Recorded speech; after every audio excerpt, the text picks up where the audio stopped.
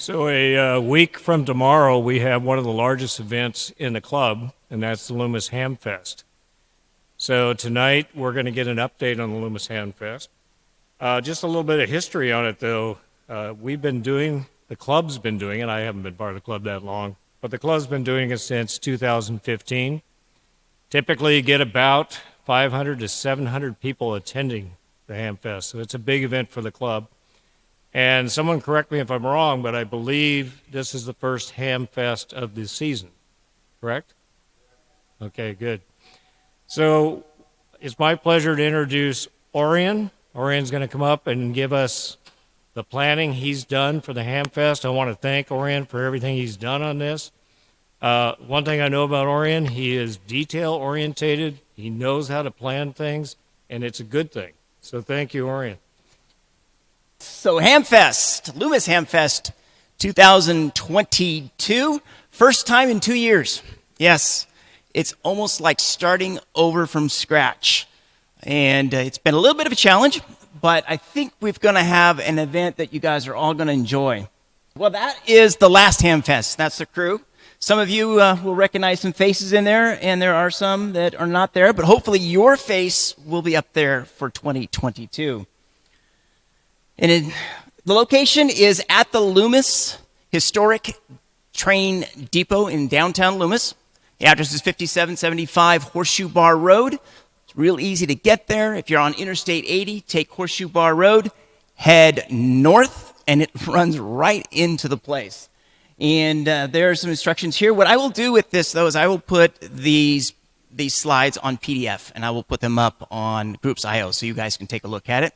If you have any questions or would like the slides personally sent to you, you may send an email to me at ai6jb@arrl.net. And so what times does the HAMFest start? Sellers may show up at 6 a.m., and buyers may show up at 7. We'll go till about 11 o'clock-ish, and then tear the place down, and usually we're out of there by noon. So it's really only a morning event for you folks, and it's a great way to get out and get exercise going. Oh, I do have a startup time, 4:30, except for Dennis. Dennis WU6X, he's our vendor relations guy. He doesn't have to get there right away that early, so anyway, that's for Dennis. Okay, what is a swap meet? Well, we have vendors. Those are people who come to the event and they want to sell their stuff. We have a lot of people. As a matter of fact, we have already 3 people in the club who are going to have some stalls there, and they're going to sell their stuff. You can find anything from amateur radio to computers to, I don't know, maybe a rocking chair someday. But anyway, almost anything gets sold there. If for the vendors, it's $10 a stall, but for you, all you members, especially new members, it's $5 a stall. Just all you have to do is drop me an email first and let me know that you're going to be there, and you're going to get a preferred stall. But you have to let me know. And one of the things that's key is a stall is 9 feet wide. You got to be in it. You can park your car in there. You can go out in the drive aisle a little bit, but you got to be between the white lines unless you buy 2 stalls. If it doesn't all fit in the stall, you can park in any one of the parking areas, which I will talk about here in a few minutes. Okay, we will have coffee and donuts, and thank you to Mike, K6ZUG, for stepping forward and putting this together. We're going to sell coffee for $1 a cup, $1 for donuts. We're going to have some water there as well. If you're working, the water will be free for you there. And while it's not a great moneymaker, it's a great convenience to have at the site as well. Drawings. Thank you so much for Jerry for getting us our grand prize. It was a hit and miss there moment, but we have drawings, and we start usually around 7:30 in the morning, and we'll periodically throw a prize up for drawing, and people can win a prize. And when you get to the 11 o'clock drawing, which is the grand prize, we'll put all the tickets back in the pile, and so everybody has a chance to win the grand prize. Prizes range from knickknacks all the way up to this Clearnote, which is worth, what do we pay for that, $310 for that. So good stuff. There's a a Diamond X50 on the way. We've got a couple of handhelds. We've got a voltmeter already. We've got a $100 gift certificate at ARRL. We've got a $50 and two $25 gift certificates at ARRL. We've got N3FJP software suite. And I know I'm missing something, but there's quite a few items available this year. One of the new things we're going to do this year is Brian, AI6US, is going to donate the use of a printer. So if you buy more than 10 tickets, you don't have to sit there and write your name on the back of every single ticket. He'll print the labels for you, or at least somebody will print the labels for you, and you'll be able to just stick them on there. We actually stole that one from Western Placer's Hamfest. And then here's a few of them. Oh, we got a Baofeng donated by Herb. Actually, Herb donated that 2 years ago. He's looking at me like, I donated something? Yeah, you did, 2 years ago. So that's the radio from 2 years ago. Don't tell anybody. Some of the other gift certificate ideas as well. We have a club table. And we have, what do you say, Jim? 2 or 3, maybe estate sales a year. And a estate sale is when a ham operator goes SK, and usually the spouse or significant other doesn't know what to do with it, has no idea what it is. They call us up and say, hey, can you sell this for us, or can you get rid of it for us? Can you get it out of my house, please? And so that's what we have as a club table for that. You as members can take some of your stuff and have it sold here, up to 3 items. Bring it to Jim, let him know how much money you want for it, put your call sign on it, and a phone number. And if somebody's interested, he can call you. And if you're at the Hamfest site, he can call you, or he can call you on the phone, and you can talk to the prospective buyer. Jim, did you have a question? We have over 100 items that have been donated. We have a lot of test equipment. If you've been looking for a great Fluke handheld meter, an amp probe, an oscilloscope, I've got 5 oscilloscopes. These are all high-end Tektronix or HP units with plug-in modules and everything. There is a wealth of test gear as well as amateur radio equipment this time around. And as a member, you get the benefit of taking whatever is left, free if you want. Now, we'll ask for a donation, but you're free to take whatever's left. As a matter of fact, we're going to ask you to take it all. So that's new this year. We also have the ARRL table. So Carol, our section manager, will be here. And so will Jojo, our co-section manager, will be here as well. And they will be manning the table, giving out ARRL information. They also usually have our club information there as well sometimes, usually for that.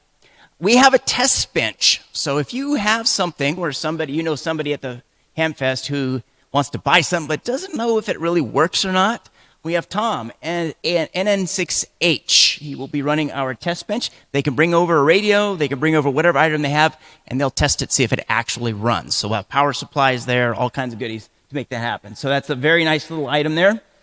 And it's been very successful. You can see it's actually got a line here. This is 2019 picture, so it was well received. Elmer Tours. This is something that came about when I went to my first Hamfest. One of our members, Carl, N6CKV, said, hey, Orion, come on, let's go. I'll show you around. And he went, and he'd show me the little item and say, this is what this is what it's used for. He had a wealth of knowledge about that. And so we have those as well, Elmer Tours. But we're really looking for Elmers to do it. We only have one person. So if you feel comfortable about showing new hams around the Hamfest and all the intricate items that are out there, please help us out with the Elmer Tours. It's a great way to get new hams into the hobby and maybe enlighten them on a new item or new portion of the hobby. We're taking sign-ups for Elmer Tours at the test bench.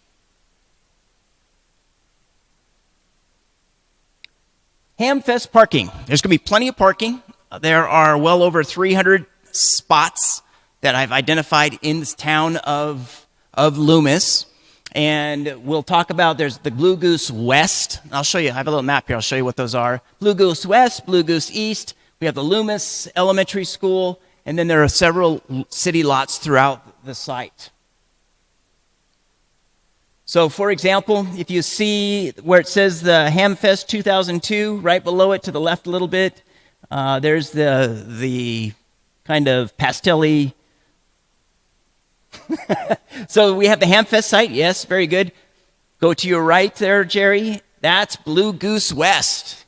And that is the first parking spot we're going to fill up. Yep. And keep going further to the right. That is Blue Goose East. We'll fill up that site second. Go across the street to Loomis School. And then when those all fill up, we will turn the arrows and go left, and people can park, down there in the city lot. They can park farther up there at the Blue Anchor parking area. So we have tons of parking. And the parking crew, which we do need help on, thank you, Jerry, will help direct everybody into a good spot. This is how the site is laid out. Towards the left, you will see where it says Club Table. That's kind of Club Central, Hamfest Central. That's also down below that where you see the test bench. That's where all the buyers, all the sellers are going to enter the site. The yellow squares are the stalls. So there are 83, that's by memory here, 83 stalls. We have what I call parallel stalls, or 8x8s that are only for pop-up tents. We have, I think, another 17 of those. And then we have about 11 of the ones that are in the middle of the island, plus out in front of the site. We also have some eye candy. Greg, KO6TH, is going to bring out the Tesla Roadster for us. You can see where the test bench is. We also have on the other side of the club table, we have the ARRL tent. And over underneath the porch of the depot, you have the coffee and you have the drawings. And we're going to have Brian up in the right-hand corner there doing the talk-in and the coffee break net right from the site. We're going to bring Jennifer up. She's going to talk a little bit about what's going to happen at the HeartNet tent. Come on up. I have some examples of what I'm going to be doing at under the ARRL tent, the HeartNet tent with JoJo. He invited me because he knew that I was crafty and that I've been making call sign stickers. So I have a little bit of bribery here. Do we have an AI6JB in the house? Do we have an AI6JB? Yes, this is for Orion. So these are just examples of things that I do with my Cricut, and it's vinyl that you can stick on anything. I just happen to have shiny red that I was using, and there are different fonts that you can do, and I'm going to have my computer, and we're just going to print them out, and people can make orders if there's something complicated. Is there a WB6LPJ in the house? Is there a WB6LPJ? Come and get your sticker, Don.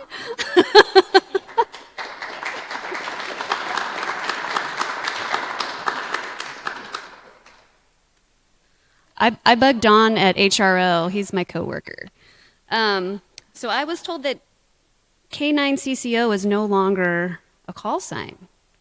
Is that true? That's been given up for something else. But you know what? I really love this font, so check this out. This is a great one, but that's unfortunate that that's not going to anybody. I do have a KM6RGO, though, and a pretty fun font. Yeah, you like that?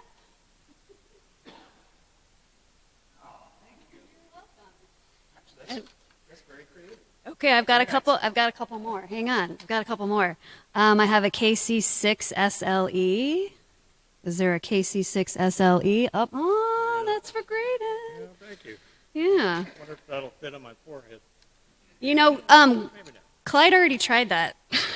His did not fit on his forehead. It had to go into his hair.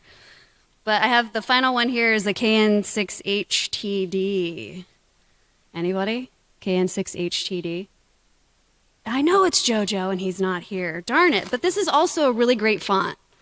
So you see, so basically what I did with all of these is I made them 2 inches tall.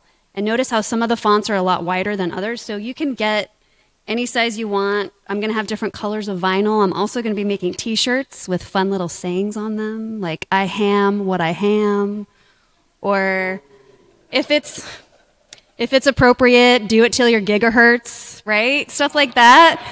That I thought would be kind of a fun thing to print on a t-shirt. And if you have any ideas for me, so this is why I wanted to present, is that if you guys have ideas for fun ham radio puns that you want to see on a t-shirt, then definitely let me know. What would be the best way to get it? I do. You know what? I should have an ARRL email, but I do not. But anyway, so what's that? I am in the roster. It's true. Yeah. So send me an email. Let me know if you have ideas. I have a whole list of appropriate, inappropriate, funny, not so funny puns. But if you want to add to that, then let me know. And that's it. My call sign is still KN6SFO. Thank you, Brian. Thank you, Orion. All righty. Yes. Thank you, Jen. We do have a comm plan, and we're going to basically use the W6EK repeater for our talk-in and coffee break net. The primary simplex frequency will be 146.430. That'll be simplex. Secondary will be 146.490, and in parking will be, they have their own. They get 146.505. Again, all this will be on the PDF, and I will post that to Groups.io. Excuse me. What do you need if you're going to come out and visit or help us? The uniform of the day is going to be a safety vest. If you don't have one, see if you can borrow one. They're not very expensive. I think they're like $10, $15 at Home Depot. It doesn't have to be fancy. It just allows everybody to know that you're somehow special. So safety vest, red shirt, your name tag if you got one, especially an SFARC name tag would be great. An HT programmed with the frequencies that I just got up there. And it could be, not right now, it's not sunny, but the rain's gone, thank you. But it is saying it's going to be cloudy. But you definitely want to have sunblock and a hat. Flashlight or headlight, just in case. It should be light enough in the morning when we start, but, there are enough lights when we start, but just in case, bring a flashlight.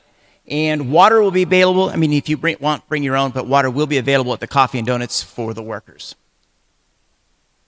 What do you do when you arrive? Well, first of all, park in the Blue Goose west parking lot. Check in with your team lead. And so if you signed up for setup, you're going to want to see Chip. Oops. Chip, where'd you go? I thought you were back there. Oh, you're over there. You check in with Chip, and he'll assign you where you want to go. Gary is security. Josh is parking. Vendor relations is Dennis. Drawing is Jim. Club table is the other Jim. Concessions is Mike, and test table is Tom. So here's a quiz. When you check in, do you come looking for me? No, you don't come looking for me. Thank you. Appreciate. Exactly. Unless you got donuts and it's an emergency. All right. We still need some help. We have 58 positions to be filled. We still need 18 to fill. So if you are willing to help out in parking is a spot where we're going to have you direct traffic. We have a handicap spot. We didn't hit the parking. Oh, yes, we did. I forgot to mention handicap. We do have a handicap spot. Handicap parking is the blue one right here in the middle. So we'll have somebody stationed in front of Taylor's there and letting in folks who need access to the handicap parking. So we do have handicap parking. They will also be used. We'll have parking people go around and start shuffling the traffic around as well.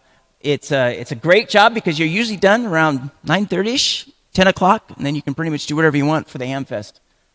For the security, we got 4 spots that we still need filled. Security does 2 things. They help Dennis situate the sellers, and you basically sit at the entrances and count people coming in so that we can see how many people come in. Drawing, sell drawing tickets and help with drawing prizes, handing out the drawing prizes. Club table, we help Jim with labeling the stuff and answering questions and taking cash for the stuff we sell. Concessions, of course, selling donuts and water and coffee. And then Elmer Tours, we only have 1 person. We could use 3 more for the Elmer Tours. Okay, are there any questions? Yes. What if the weather is very rainy? What's the second plan? The official rule is rain or shine, we will do Hamfest. So far, in the 7 years since we've done this, it has never rained on Hamfest. Yeah, exactly. Let's keep it that way. 1 year, we packed up and we're getting in our cars and it started raining. But other than that, it's never rained. But the rule is rain or shine. Yes.